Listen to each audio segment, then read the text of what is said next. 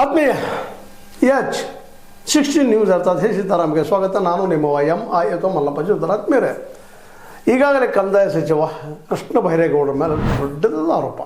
21 ಎಕರೆ 16 ಗುಂಟೆ ಜಾಗ ಕಬಳಿಸಿದ್ದಾರೆ ಅನ್ನುವಂಥ ಮಾತನ್ನು. ಅದು ಎಲ್ಲಪ್ಪ ಅಂದರೆ ಕೋಲಾರ ಜಿಲ್ಲೆಯ ನರಸಾಪುರ ಹೋಬಳಿಯ ಗರುಡನಪಾಳ್ಯ ಗ್ರಾಮದಲ್ಲಿಯ ಕೆರೆ ಮತ್ತು ಸ್ಮಶಾನವನ್ನು ರದ್ದು ಮಾಡಿ ಆ ಜಾಗ ಖರಾಬ್ ಅಂತೇಳಿ ಮಾಡಿಕೊಂಡಿದ್ದಾರೆ.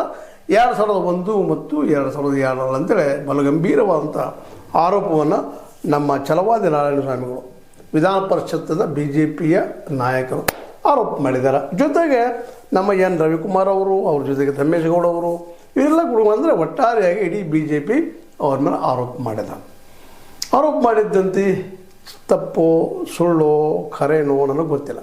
ಅದು ಆರೋಪ ಮಾಡಿದ್ದು ನಾವು ನಿಮ್ಮ ಜೊತೆ ಹೇಳಬೇಕಾಗ್ತದೆ. ಆದರೆ ಕೃಷ್ಣ ಬೈರೇಗೌಡರ ಇತಿಹಾಸವನ್ನು ಗಮನಿಸಿದಾಗ ಅವ್ರ ತಂದೆಯಾಗಿ ಇವರೊಬ್ಬರು ಪ್ರಾಮಾಣಿಕ ರಾಜಕಾರಣಿ ಎಂದು ನಾವು ತಿಳ್ಕೊಂಡಿದ್ದೀವಿ.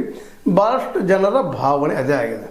ಹೀಗಾಗಿ ಅವ್ರು ಈ ಕೆಲಸ ಮಾಡಿದಾರಾ ಅಂತ ವಿಚಾರ ಮಾಡಿದೆ. ಈ ನ್ಯೂಸನ್ನು ನಾವು ನಿನ್ನೆ ಮಾಡಿದ್ದೀವಿ ಆಲ್ರೆಡಿ, ನೀವು ನೋಡಿರ್ಬೋದು ಅದನ್ನು. ಅದಕ್ಕೆ ಉತ್ತರ ಕೊಡ್ತಾರೆ ಬೈರೇಗೌಡರು, ಅಷ್ಟರಲ್ಲಿ ಉತ್ತರನೂ ಕೊಟ್ಬಿಟ್ಟಿದ್ದಾರೆ. ಇದು ನಮ್ಮ ಪಿತ್ರಾರ್ಜಿತ ಆಸ್ತಿ ಗುರುವೇ ಅನ್ನುವಾಗಿ ಹೇಳಿದ್ದಾರೆ. ಇದು ಯಾರ್ದು ನಾವು ಕದ್ದಿಲ್ಲ, ಕೆರೆ ಹಾಳು ಮಾಡಿಲ್ಲ,